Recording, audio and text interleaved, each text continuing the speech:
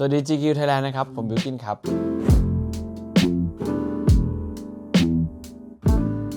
ประสบการณ์ที่ได้ไปใช้ชีวิตอยู่ที่อังกฤษครับทั้งการเรียนการใช้ชีวิตอยู่ที่นั้นเป็นยังไงบ้างครับคุณได้รับประสบการณ์แบบไหนมาบ้างถ้าเรื่องการเรียนก็จริงๆก็เป็นปริญญาโท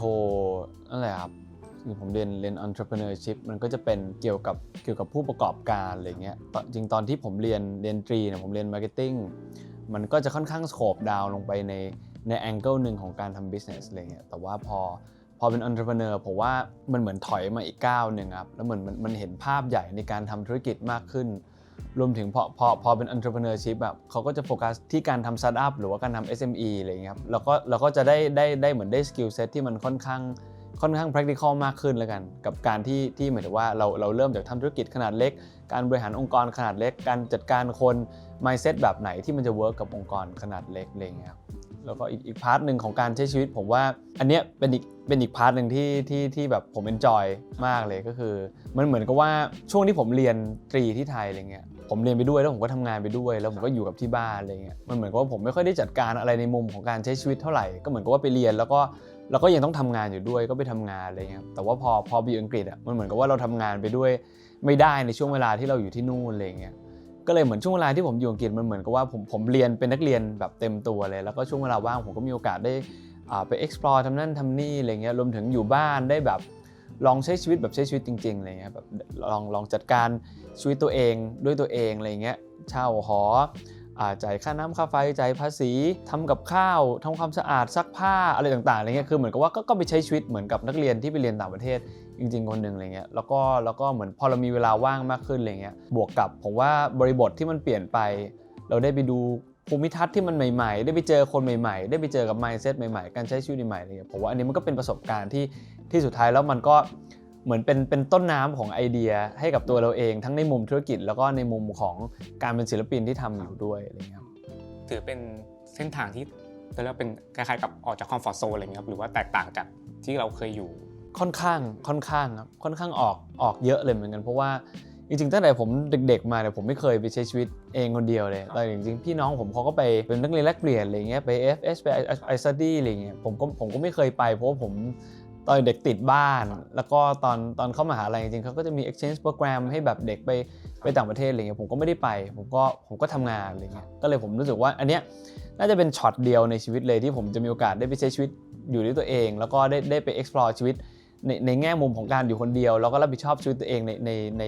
แง่มุมอื่นๆอะไรเงี้ยเพราะหลังจากนี้กลับมาผมก็กลับมาอยู่กับที่บ้านแล้วก็คงไม่ได้ทำอะไรแบบนี้แล้วเลยครั้งนี้ถ้าเกิดถามย้อนกลับไปอะไรมันทำให้คุณตัดสินใจที่จะอยากจะลองออกไปใช้ชีวิตคนเดียวเนี่ยครับผมว่ามันประกอบด้วยหลายอย่างอย่างแรกคือผมว่าในเชิงของการเรียนอะคาเดมิกอะไรเงี้ยผมรู้สึกว่าเราก็ยังสนุกทุกครั้งที่เราได้เป็นนักเรียนอะไรเงี้ยแล้วเราก็รู้สึกว่าสำหรับกา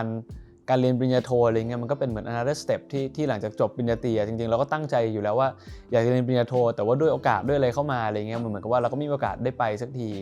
เราก็รู้สึกว่าถ้าเราโตกว่านี้เราคงจะไม่ไปแล้วพอถ้าเราแบบสัก27-28อะไรเงี้ยเรียนจบกลับมาใกล้จะ30ก็คงแบบคงจะไม่ได้ไปแล้วอีกมุมนึงคือผมรู้สึกว่ามันเป็นโอกาสสุดท้ายที่ผมจะมีโอกาสได้ไปใช้ชีวิตกับตัวเองที่แบบได้มีเวลาอยู่อย่างสงบนั่งแบบอยู่ในบ้านคิดอะไรต่างๆได้ออกไปใช้ชีวิตแบบมีอิสระอะไรเงี้ยเพราะผมว่าหมายถึงว่าไลฟ์สไตล์ของการอยู่ที่เนี่ยกับการอยู่ที่นู่นตอนที่ผมไปเรียนอะไรเงี้ยก็ไม่เหมือนกันมันเหมือนเป็นหนึ่ง execute ที่ทำให้เราได้ออกไปเรียนที่นู่นด้วยอะไรเงี้ยบวกกับผมว่าในช่วงก่อนที่ผมจะไปเรียนอ่ะมันเหมือนว่ามันเป็นปีที่ผมมีโอกาสได้ทำอะไรหลายอย่างมากเหมือนกับว่าผมมีโอกาสได้ทำคอนเสิร์ตผมมีโอกาสได้ไปทัวร์คอนเสิร์ตผมได้เล่นหนังอะไรอย่างเงี้ยแล้วก็หลังจากที่เปิดบริษัทมาสักพักมันก็เริ่มเซตเทิลแล้วผมก็เลยรู้สึกว่าหมายถึงว่ามันก็เป็นช่วงที่ดีที่ทุกอย่างอ่ะมันกำลังขึ้นไปสู่หนึ่งในจุดพีคของมันในช่วงเวลานี้แล้วหมายถึงว่าช่วงเวลาต่อจากนี้มันก็เป็นช่วงเวลาที่เราเหมือนกับว่าเก็บแต้มก่อนที่จะไปถึงพีคต่อไป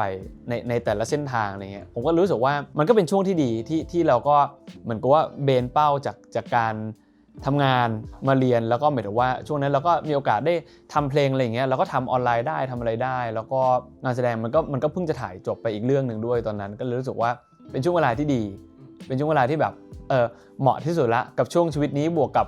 เพื่อนๆด้วยเพื่อนๆก็ไปพร้อมๆกันอะไรอย่างเงี้ยครับ ก็เหมือนเป็นจังหวะช่วงเวลาที่ดีทุกอย่างลงตัวใช่ใช่ครับโอเคครับตอนนี้บิลกินก็คือมีธุรกิจอะไรหมายถึงว่าแบ่งพาร์ทยังไงบ้างครับหมายถึงว่ามีบิลกินเอนเตอร์เทนเมนต์ ผมก็จะมีBeacon Entertainment นะครับอันนี้ก็จะเป็นหลักๆก็จะเป็นมิวสิกเลเบลที่ผลิตผลงานเพลงถือครองสิทธิ์ผลงานเพลงแล้วก็ทำโชว์บิสในฝั่งเพลงอะไรอย่างเงี้ยครับผมแล้วก็จะมีอีกบริษัทหนึ่งเป็นบริษัทที่เอาไว้ manage ในพาร์ทส่วนตัวคือหมายถึงว่า Beacon Entertainment จริงๆแล้วผมมีพาร์ทเนอร์อีกคนหนึ่งมันก็จะเป็นการถือครองสิทธิ์ทรัพย์สินในพาร์ทของเพลงแล้วผมจะมีอีกบริษัทหนึ่งที่เป็นบริษัทของตัวเองที่ดูแลศิลปินคือตัวผมเองแล้วผมก็จะมีบริษัท supplementary ชื่อว่า Vital ขายอาหารเสริมครับผมแล้วก็หมายถึงว่ามันก็จะอยู่ใน area ของ wellness อยู่ตอนนี้แล้วก็จะมีCamate อันนี้ทำ lips care กับ PP แล้วก็มีอีกอันนึงก็ไป invest ในบริษัทชื่อ Magical Craftman ก็เป็นทำ F&B ตอนนี้ก็มีลงทุนในการซื้อ Master Franchise Yole มาทำในไทยครับทำไมทำแบบธุรกิจเขาเรียกว่าไงเป็นเจ้าของธุรกิจทำธุรกิจลงทุนหลากหลายครับจุดเริ่มต้นคือ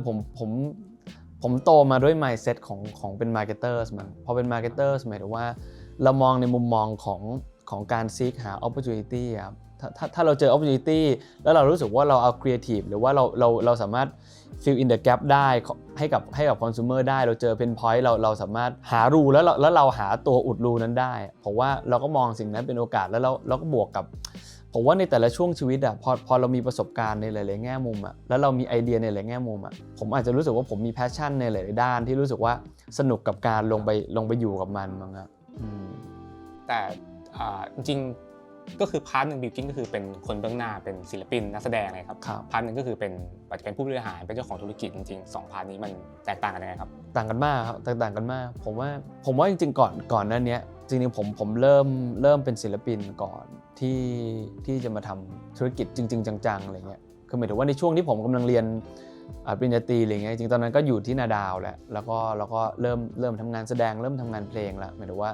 จริงๆแล้วเราอาจจะเข้าใจในมุมมองของการเป็นคนเบื้องหน้าก่อนการเป็นคนที่หมายถึงว่าเป็นเหมือนคนที่ไม่ได้อยู่ในพาร์ทของการบริหารนะครับผมซึ่งผมว่ามันก็สนุกเราก็รู้สึกว่าเราใช้สกิลในการบริหารหรือใช้ความรู้สึกในการจัดการเฉพาะตัวเราเองเป็นหลักอะไรเงี้ยซึ่งผมว่า turning point ใหญ่ๆของผมมันคือการที่นาดาวปิดแล้วมันเหมือนกับว่าออปชันของเรามันก็มีแค่การไปอยู่ค่าย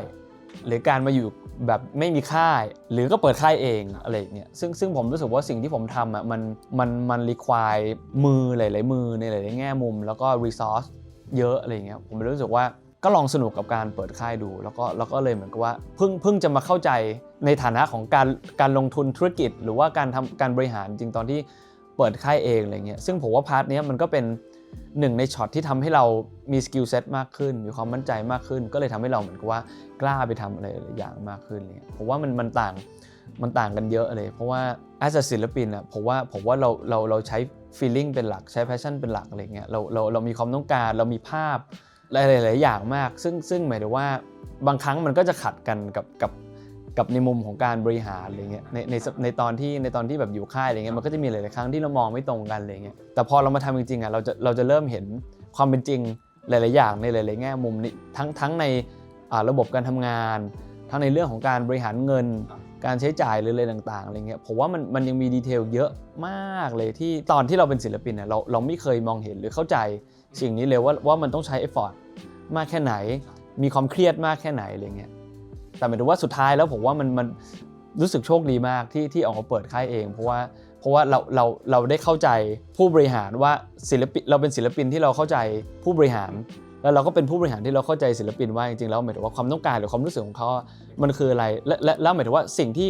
ในมุมของการบริหารมันต้องเจอแล้วมันต้องจัดการอยู่มันคืออะไรอะไรเงี้ยก็จริงๆแล้วผมว่ามันเป็น2ขั้วที่ต่างกันมากแต่รู้สึกโชคดีที่ได้มาเปิดค่ายเองก็เลยได้ทำทั้ง2อย่างร่วมกันอะไรเงี้ยจริงๆมันบาลานซ์ยังไงครับบิลกิ้นคือหมายถึงว่าในความเป็นศิลปินมันใช้ความคิดสร้างสรรค์ออกนอกกรอบเยอะมากแต่บางครั้งในพาร์ทที่คุณอาจจะสวมบทบาทเป็นผู้บริหารมันในหลักธุรกิจที่มันต้องอยู่ภายใต้กรอบอะไรบางอย่างอะไรเงี้ยมันมีจุดบาลานซ์ตรงนั้นไหมผมว่ามันต้องบาลานซ์แหละผมว่าจริงๆแล้วผมอาจจะโชคดีที่เป็นศิลปินที่เรียน business มันก็เลยมีสกิลเมียนผมอาจจะวอดวายไปแล้วแต่ผมว่าผมก็เป็น เป็น businessman ในคนที่ทำ entertainment ที่ผมว่าผมก็กล้าทำอะไรที่มันเสี่ยงในหลายๆแง่มุมอะไรเงี้ยกล้าที่จะรับความเสี่ยงในหลายๆแง่มุมที่ผมคิดว่าถ้าผมอยู่กับค่ายใหญ่ผมคงไม่ได้ทำอะไรอย่างเงี้ยผมรู้สึกว่า